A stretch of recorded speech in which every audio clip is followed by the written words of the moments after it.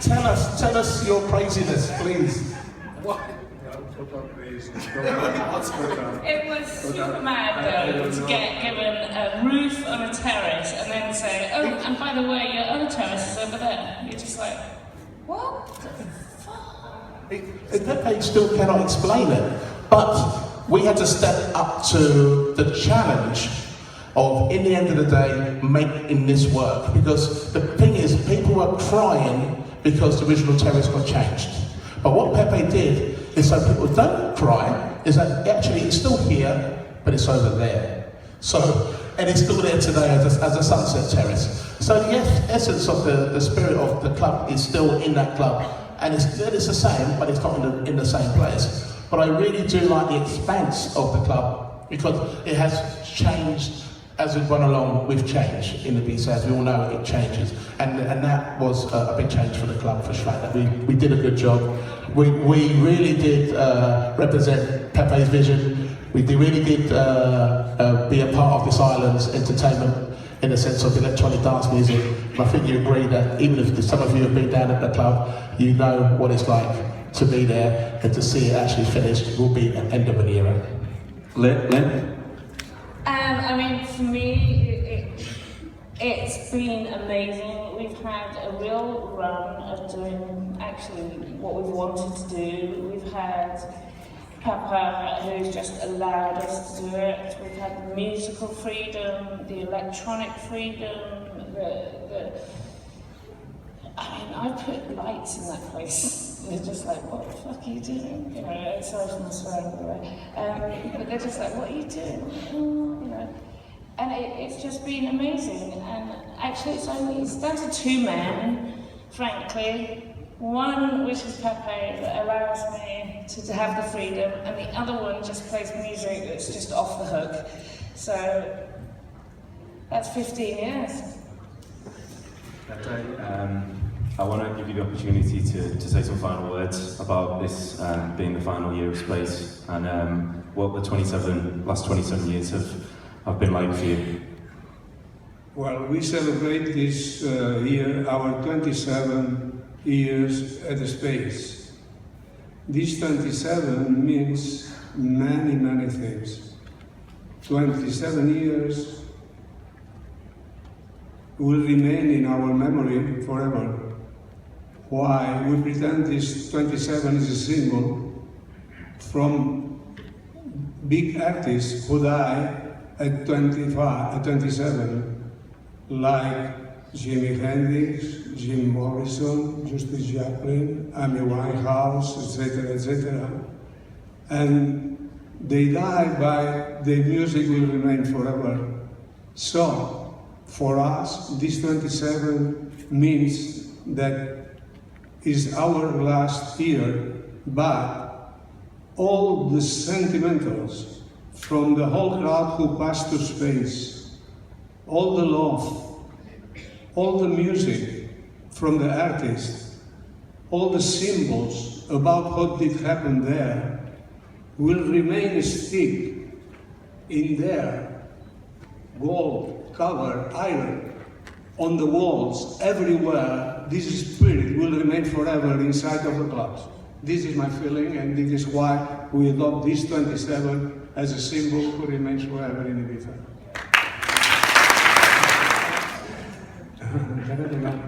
Happy birthday to you. Happy birthday to you. Happy birthday, dear God. Happy birthday to you.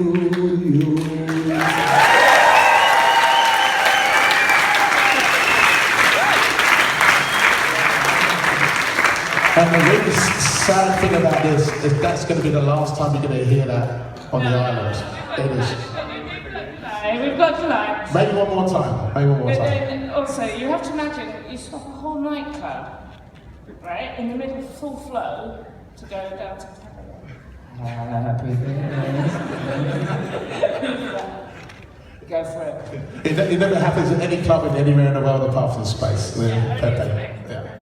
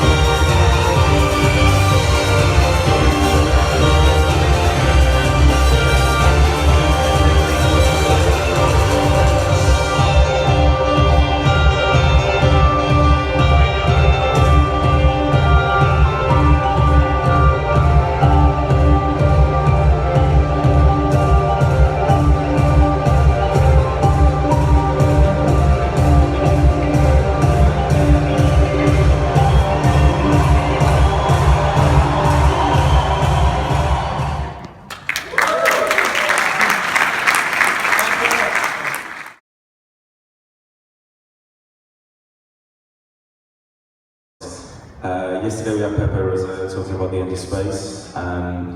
It's kind of the worst kept secret in the world that you are going to be running that next year. What are the plans? What can you tell us?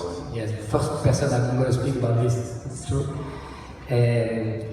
Yes, first of all, for me, after the amazing and fabulous, incredible work and job that Pepe has done in the last 27 years, it's a big honor. I'm glad, I'm proud, and I'm stepping into this incredible venue with a lot of respect, and it's also a big responsibility for me, for the international scene and the electronic scene, and I'm really happy. I'm really happy to have the opportunity to give to the island a new era of an amazing club.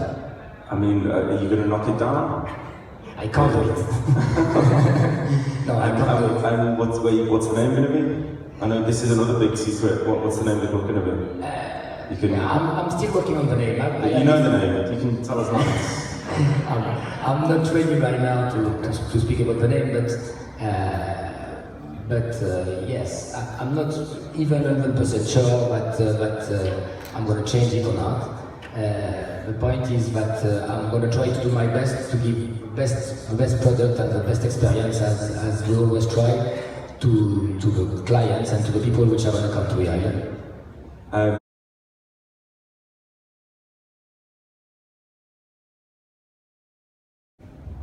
I think France for quite some years lived the kind of a bad after party of French touch, which means everybody was trying to redo a new formula that would take French electronic music to the rest of the world. That it's been like with the first French touch with Daft Punk and the other second French touch with Justice, amongst others. And since then, a lot of people are trying to see what's going to be our next move to exist on the international side. But if you take Paris, for example, 5 years ago, everybody was complaining that the city was dead and nothing was happening and it was only the clubs that were super expensive. And in the past, I'd say 3 years, we saw everything change. I don't know exactly why, but the confidence of new young collectives, artists, all the different elements of the industry starting doing more and more stuff. And now if you take a weekend next weekend in Paris, there are three major festivals.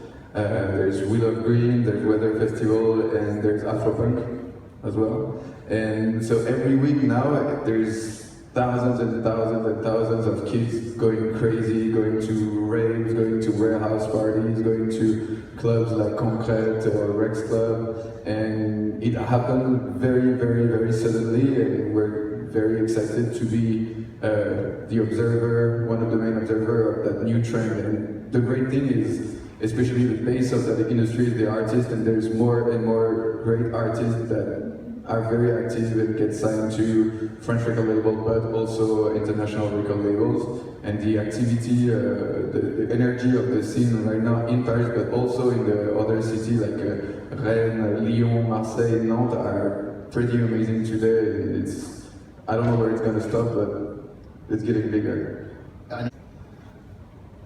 And it's quite challenging, but I guess like in every country really, in the end.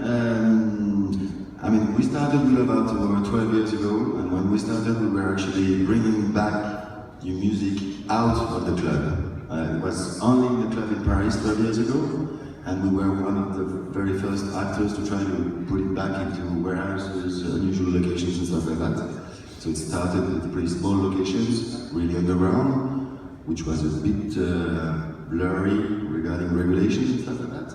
But it's also what made the spirit of these events, and we built on each of them, and we did 2, 3 every year. Every time it was dedicated to a label or an artist to have a focus. And we started to professionalize our events. And what's happening now in the French scene with all these new promoters is a little bit scary for us, because we're getting back into kind of dark ages with locations which are really not made for that. Of course, it's very charming and very exciting for the organizers and the participants, but somehow it can be also a bit of a danger for existing events, because once you have a problem, then everybody focuses on what's happening, and then everything gets more difficult. Especially now, we also have a problem with the noise regulations, which is, I mean, probably the same everywhere. But there are so many events happening all the time now, which are not always controlled in a way. That of course all the authorities, the city or the police departments, are getting really tight in that. We are doing a very, very specific job in that. We're actually putting together some new process with live actually measures of the sound near the habitations, so that we can actually, you know, fine-tune the sound and the levels during the event, so that we can stay into the borders. It's a personal view also, because we all have our background, musical background. I see it personally, and it's going to grow definitely, because when we see how things happen in Holland, in countries around, there's room for more festivals. I think what's need to make a festival is a story, an identity, and to my sense we're going to see a lot of niche genres coming up, like part techno. We have a lot of French artists that are being more and more booked internationally in very big festivals, and this is really our underground roots. And I think we're going to see a lot of multi-genre festivals that are going to come up, because we see a lot of young kids that can listen to trance, to hardcore, to bass music in the same night. We see more and more events that have these different stages going up to 5,000–6,000 people now. So to my sense, it's going to be a rich scene with a lot of quality, because the people who work on this scene are dedicated to the music before they were dedicated to the money or the business. And I think we saw more money in the past 3 years than we saw in the past 20 years, but people still keep control, because we know where we come from. And I think it's important for a scene to have roots, and to stick to these roots, stick to this specific identity, and build up around this. Creating a bubble is easy. You go to see an investor, to see a bank, they give you millions, you make a festival, you book the top 10 EDM guys, you'll put money, but maybe in 10 years it will have changed. So you have to start working from all over again. When you see events like we love, like Weather Festival, they have an identity, and they've been working on this not since 2 or 3 years, but since 15 or 20 years. And this is the specificity of our scene, and it will grow like this, because all the new festivals we see out of Paris are around these musics. We don't see any new EDM or commercial festival. We only see festivals around techno, house, bass music, trance, and all these musics, and they grow fast. So that's, to my perception, the area of growth and what the market will look like in the next years.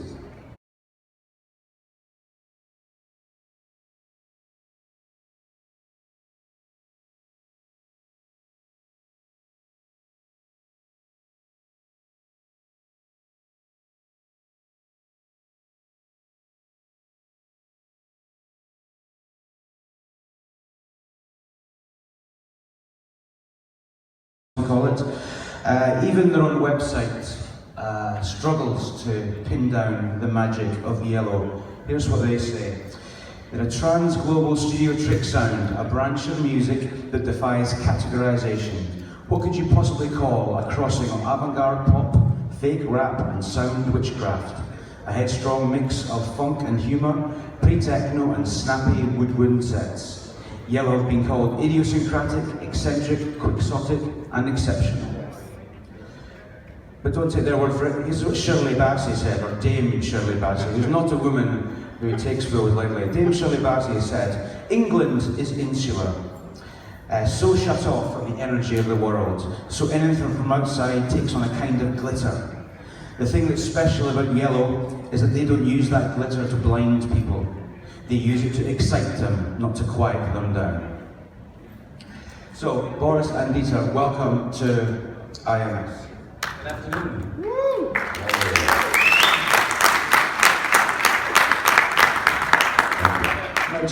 Very small but successful record shop, and this gentleman, he also had a little label, Periphery Perfume, and I did my first single on that label called Cry for Fame.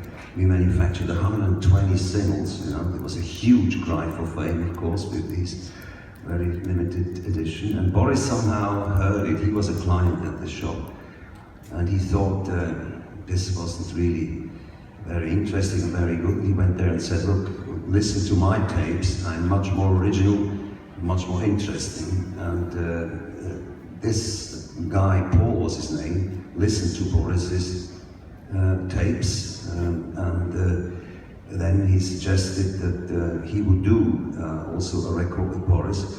And here comes the biggest disaster in Boris's life. I can take this over. Okay. Because as I remember then, this guy Paul, a tall Polish guy, said, yeah, I like your music, but I think it needs a voice, and then you're complete, and then I'm ready to kind of produce your first single. And I remember the Saturday afternoon, Dieter arrives, me and Carlos Peron at the time, had a little studio built in a kitchen of a little apartment.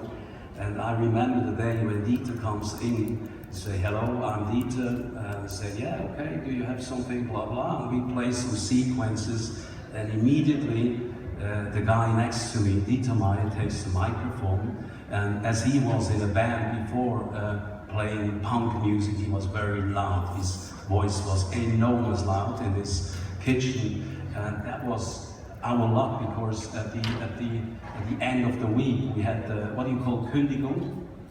You were kicked out of the flat. Kicked out of this flat. People thought somebody's being murdered because I was screaming like I did with all the punk bands that I went on stage. But the real disaster for Boris was, number one, as we all know, Boris is a sound painter. You know, he really uses music like a painter uses color.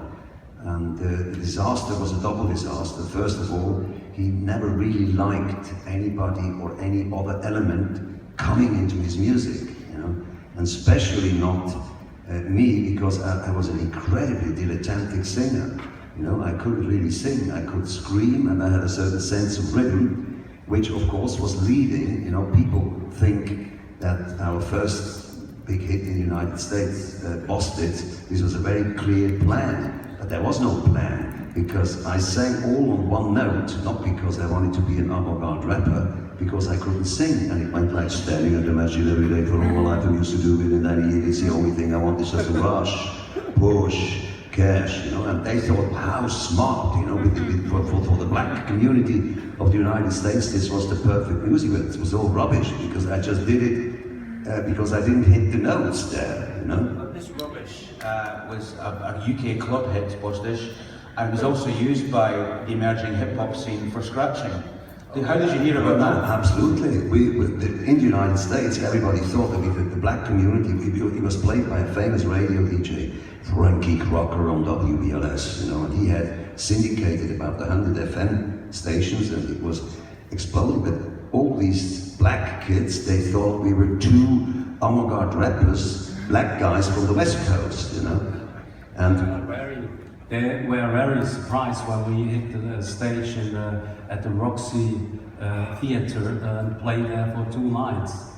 They thought, you know, the record label we got, you know, if you have a natural born hit, you know, that's the most valuable thing for a label. So we signed a deal with, I think it was with Warner Brothers or whatever, and they wanted us to appear on stage so that people saw that we are real people and not a phantom band, you know. And, first of all, you were mistaken for two. maybe Boris, you tell this story how, I mean, at the entrance already, you know, Boris. You know, when you come from Switzerland, first time being in New York, big city, you know, like this theater was a roller coaster during the week, and I think there are like 3,000 to 5,000 people, mostly Latin and black people there. And I was, of course, afraid, like you have this fever before you go on stage. And the guy, our manager, came backstage and said, you know, they get a lot of weapons, like, you know, guns and knives at the cashier.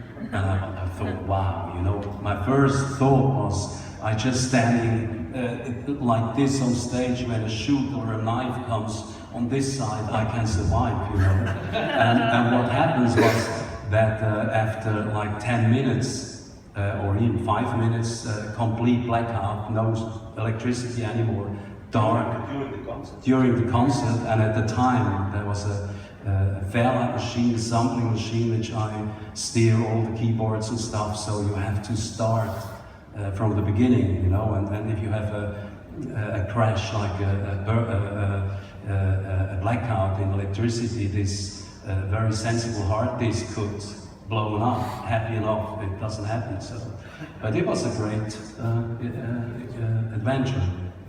Please. Well, we all know what in limbo means. You know, it's a situation that we also all know. It's when you have lost like the ground under your feet. In Italy, there is a great expression for when you go bankrupt. They say "alle gambe in aria." It means he has his legs in the air.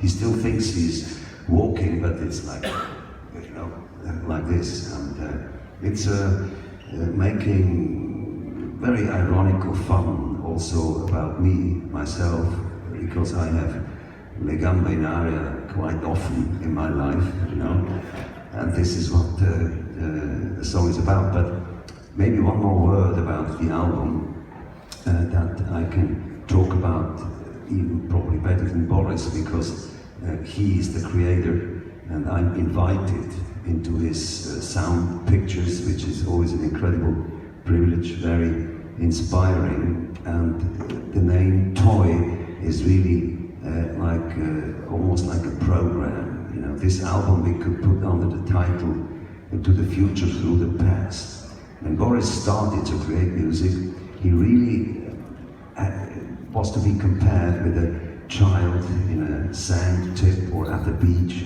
and with whatever he finds, he builds his fantastic fantasy castles, and he always surprises himself, really like a child who does something with not really an architectural or compositorical plan. So when Boris starts, and this is the essence of this album, that he allowed himself to be driven by what happens in the process, you know, which is a very important factor. And I think Boris found back to this process in which he starts with one brush stroke in the painting in the left corner.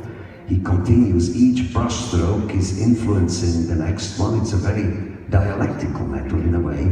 At one point he thinks, I'm painting a rose, you know, and as he continues, suddenly he has a donkey there, you know, and he's surprised, you know. This is the element of this album. That's why we call it Toy, because it really goes back to the creative beginning of Boris, but now with all the technology, of course, that is available, it is like using this technology, but with the approach of a child. You know, one of the good sentences in the Bible, anyhow. I mean, I'm not believing in any of these important creatures that should have made us or whatever, but there, of course, are some good lines in the Bible. And one very good line is by this man, Jesus Christ. He said, we all have to become like children, not stay like children. This would be childish.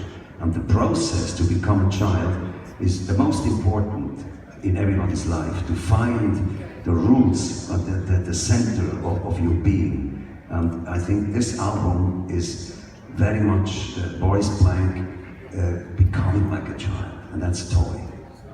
You, Boris? Indeed. Well, shall we? I haven't heard. No, it is actually true that after 38 or 39 years, we decided to bring the sound of Yello, the Yello experience on stage. Actually, not on stage. It is a wonderful, wonderful factory in Berlin called Kraftwerk Berlin, and there we, how should I say, we use the whole room there, this whole wonderful setup to kind of play our music. It will be a very movie-like experience, a very opera-like experience, and Boris did reload a lot of his pieces that were hits 10, 20 years ago, and it's going to be, we hope, a very unique experience to see Yello live on stage in Berlin. Yes. At the end of October, between I think the 26th to the 29th or 30th October this year. So it's a residency in Berlin. Can you then take this residence to other cities around the world? Yeah, of course it's an adventure for us, and we hope it's working out. It's not your normal rock show that you stand on, that you are on stage and perform your songs. There's a lot of risk in it, you know. Does it work? Doesn't it work? We checked the electricity there. Yeah, we won't have an electricity problem. No, not like in New York. And of course, if there is, if people are interested, then we bring it on tour. We might even bring it to Scotland or to England or to wherever people want to hear it. You know, of course. But it's an adventure. We don't know how it will be received. We hope well, but you never know. But I have my voice. I just record something. Do, be, di, bow. Hey, wop. And now we have to put it on the microphone here. And now we're gonna do this like I put this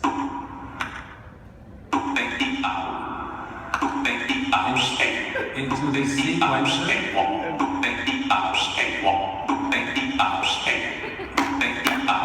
Wait a minute, wait.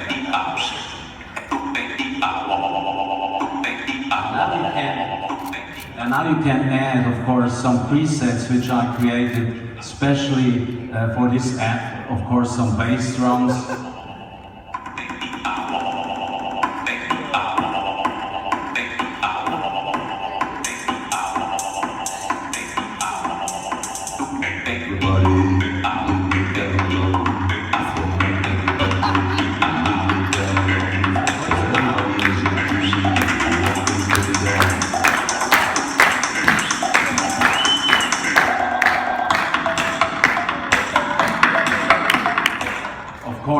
This sounds much nicer. It sounds much nicer, of course, if you plug it in and play it through your home system, whatever, because it's very, very good quality. It has a real powerful bass drum and bass system. And you can make a song. We invited, or I invited some people like Carl Craig on it. There is Tretemüller, a lot of famous DJs. They spend a track for this record. And when's the app available? The app is the app is available since 2 years almost. Okay. I think. Wow. But if you listen to the bass drum and kicks and stuff like this, it's amazing how this sounds. Do we have any?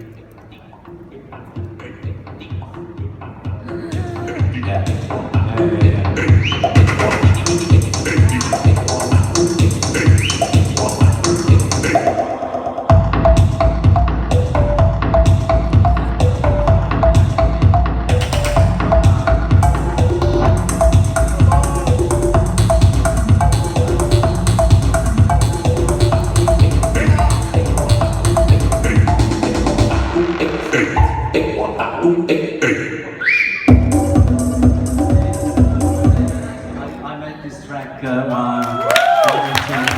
Ibiza on the airplane. We can do it in 10 minutes.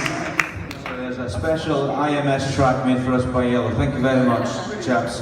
The working title of this project, you know, because everybody has these kind of iPhones, Boris's working title was "Everybody is a Studio." No, but honestly, if someone would told me like 35 years ago in the 70s, in the last century, there will be one day you have a studio in your pocket and for less than a cup of tea, I wouldn't believe it, you know? Fantastic.